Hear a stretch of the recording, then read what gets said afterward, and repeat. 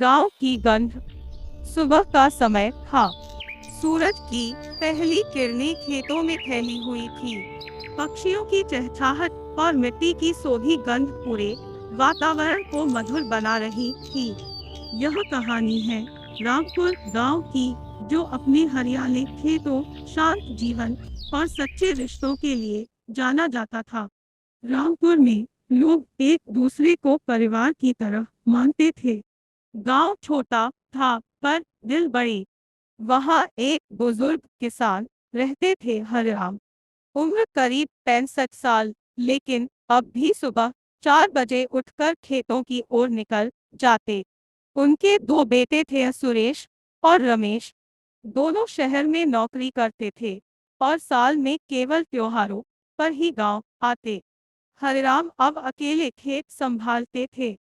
गांव के बच्चे उन्हें बाबा कहकर बुलाते थे। वे उन्हें कहानियां सुनाते, जीवन के मूल्य सिखाते और खेतों के काम भी सिखाते। गांव के लोग हरिराम की इज्जत करते थे, क्योंकि उन्होंने कठिन समय में भी गांव नहीं छोड़ा था। एक दिन की बात है, जब हरिराम खेत में काम कर रहे थे, तभी गांव में एक नई बात फैल गई। गांव में एक सड़क बनने वाली है, जो शहर को सीधे जोड़ देगी। सभी गांव वाले बहुत खुश थे। अब उनकी सब्जियां शहर में बेचने में आसानी होगी और बच्चे भी अच्छे स्कूलों में पढ़ सकेंगे। लेकिन हरिराम चिंतित थे। सड़क खेतों के बीच से निकलेगी और उनका आधा खेत सरकार को देना होगा। कुछ लोग खुश थे कि उन्हें मुआवजा मिलेगा, पर हरिराम के लिए वह खेत केवल जमीन नहीं, उनकी जीवन भर की मेहनत और यादें थी। गांव की पंचायत बुलाई गई। सभी ने अपनी राय रखी। जब हरिराम की बारी आई, तो उन्होंने धीरे से कहा, मैं विरोध नहीं कर रहा, पर जो खेत मैंने अपने हाथों से सींचा है, वह मेरे लिए सब कुछ है। मैं चाहता हूँ कि यह विकास बच्चों को भविष्य दे, पर मैं अपनी जड़ों को यूं ही नहीं छोड़ सकता।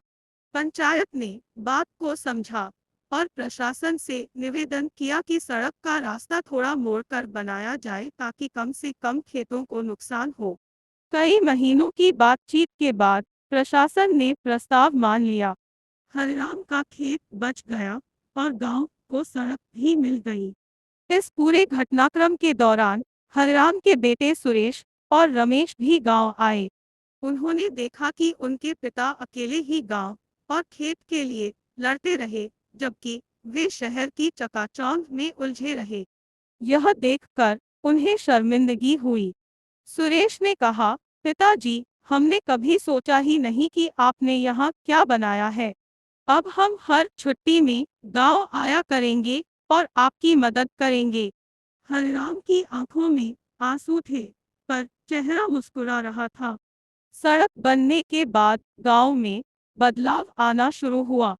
गांव के बच्चे अच्छे स्कूलों में जाने लगे, सब्जियां शहर तक पहुंचने लगी और रामपुर का नाम दूर दूर तक फैलने लगा। पर एक चीज कभी नहीं बदली, गांव की मिट्टी की सोधी गंध और हरिराम की मुस्कान। सीखा। यह कहानी हमें यह सिखाती है कि विकास जरूरी है, लेकिन अपने मूल्यों और जड़ों को भूलकर नहीं। गांव की सादगी, रिश्तों की मिठास और बुजुर्गों का अनुभव, ये वो खजाने हैं जिन्हें हमें संजोकर रखना चाहिए। मोइस, अगर आप चाहे तो मैं इस कहानी को और विस्तार से लिख सकता हूँ, या इसे बच्चों, प्रतियोगिता या स्कूली प्रोजेक्ट के हिसाब से भी डाल सकता हूँ।